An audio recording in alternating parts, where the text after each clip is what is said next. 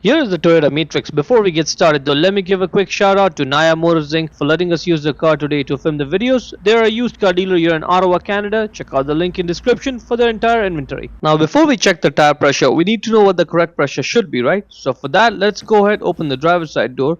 Right over there you'll find the tire pressure label, and then for this tire size, for this trim, the tire pressure should be 32 psi for both the front and rear, and this is the cold tire pressure. What that means is when you check the tire pressure, the car should be sitting for at least 2-3 hours. Because see, what happens is when you drive and the tire rotates, the air inside is going to heat up and increase the pressure artificially. And that's going to give you a false reading, and you don't want that. One other thing to keep in mind is that if your car was parked in a sunny day and just one set of tires were being exposed to the sun, that heat from the sun will artificially increase the pressure by 2-3 psi. So just keep that in mind when you're checking the pressure.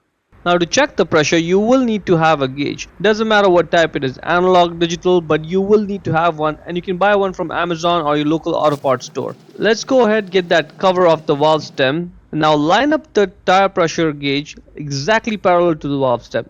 It has to be parallel, not at an angle, that won't work.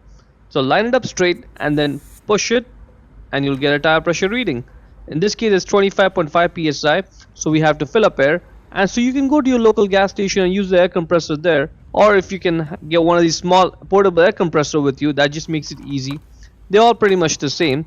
They all have a gauge on them. It works off the 12-volt outlet in your car, and the other end of it goes right on the tire valve stem.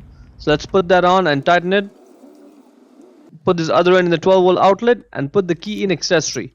You don't have to turn it on, but if you want to fill up the air quicker, turn the engine on. That's going to send more power to the air compressor, and we can fill up the tire quickly. Just keep an eye on the gauge as you're filling up air in it.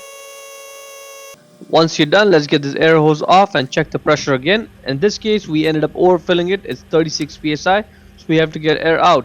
And what do we do for that? We just hold the tire pressure gauge at an angle. And now, do you hear that hissing sound? Yep, that's air leaking out of the tire.